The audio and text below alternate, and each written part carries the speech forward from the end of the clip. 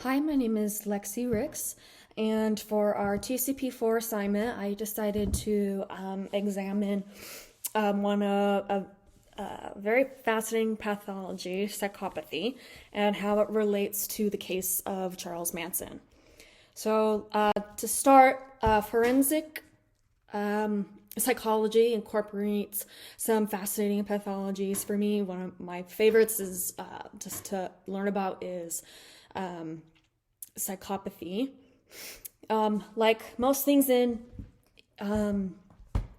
psychology, it's very multifaceted. A lot of different disciplines are influencing development of psychological pathologies. It incorporates things like human development, genetics and biology, and environmental factors. So that being said, because these cases these pathologies can be so complex, it can be nice to see a case study where it's a very effective way of developing and solidifying these concepts and recognizing these signs of the disorder in real world applications. Because eventually, that's where we will all be, and we will be a lot of us will encounter this pathology in our careers. So for Charles Manson, a very infamous serial killer, most people have heard his name and have a general idea of of the kind of crimes he committed.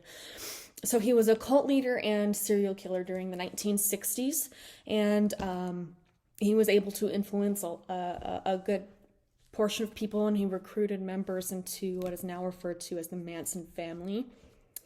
And Charles Manson and his followers were responsible for the stabbing murders of 10 people. So when something like this happens, especially when it's a big group of people that are engaging in this kind of criminal behavior and this violent behavior, how could that happen? How can the charisma of one man lead to such horrific crimes committed by a group of people? And this is just a common theme throughout history. I mean, there have been many influential, mostly men in power, who were able to exert their influence in a way that was very dangerous, but like Adolf Hitler and the Holocaust. One man was able to basically take a whole country for himself to do his bidding, and many people suffered because of that. So, first, let's talk about psychopathy a little bit. I know we talked about it in class, so I'll just kind of go over that it is classified as a personality disorder, and it is characterized by certain traits that are kind of the most recognizable, I guess, would be like manipulation, impulsivity, a lack of remorse, and a grandiose sense of self. So for psychopathy, the research truly is in its infancy. There's a whole lot of mystery associated with psychopathy. There's a lot of unanswered questions. But from the current research that we do have, it has shown that some certain neurological deficits might contribute to the development of psychopathy, as well as abuse and neglect in childhood, as well as religious abuse, which I thought was pretty interesting and would be a very interesting area of study as well, but that's neither here nor there. But all of these factors have been linked to the development and manifestation of psychopathy. But yeah, there's still a lot of unanswered questions about psychopathy and where it comes from. So Cleckley is a very prominent researcher into psychopathy. He's pretty kind of famous for that. So he did come up with most significant traits that were associated with psychopathy list. So he had characterized as superficial charm and high levels of intelligence, an absence of delusions and irrational thinking, lack of psychosomatic manifestations in normally stressful situations. So when most of us are in a stressful situation or a dangerous situation, our body responds to that. We, have anxiety, our heart rates go up, but that's those psychosomatic manifestations that we have in those stressful situations just aren't present in people with psychopathy. They have insecurity and untruthfulness, a lack of remorse or shame, inadequately motivated antisocial behavior,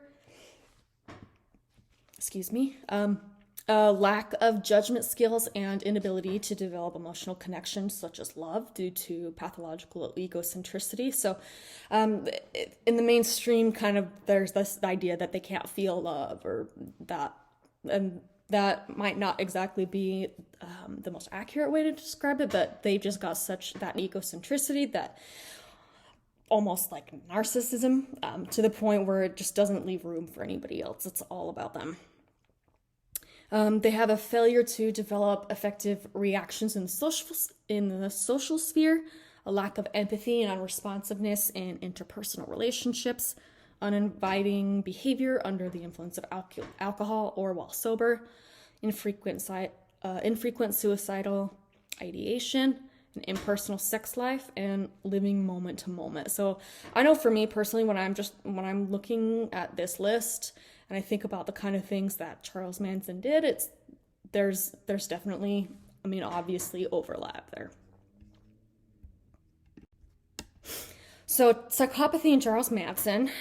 So Charles Manson exhibited many of the symptoms that were described. For instance, he had no expressions of remorse for his crimes at all, and he must have possessed a great deal of charm and manipulation to be able to lure people into his cult and basically convince them to murder. So he was able to turn just these ordinary people into cult members and murderers. During Manson's incarceration in 1997, he did undergo psychological testing because it was theorized that he probably did at least display psychopathic tendencies or traits. So certain tests were conducted on Manson to help diagnose him, including the one that we're all probably the most familiar with, the Psychopathy Checklist Revised, or the PCLR.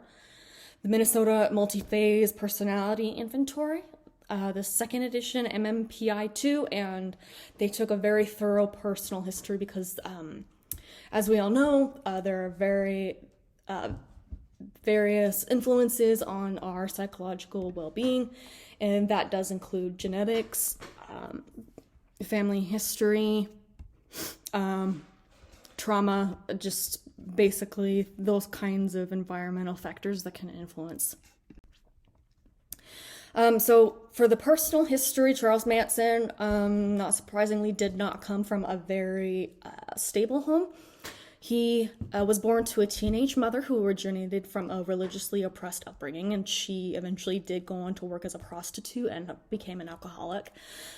Charles Manson never knew his father, and his mother abandoned him with his grandparents on multiple occasions, and so he did not have a stable home life at all. So when Manson was 5, his mother was arrested on armed robbery charges, and then once she was released from prison, he was returned to her care. He eventually started to cultivate a criminal record of his own. He started with things like stealing and starting fires, and then he eventually, as he got older, graduated to rape and battery. So the conclusion of the assessment, Charles Manson's pathology was consistent with psychopathy.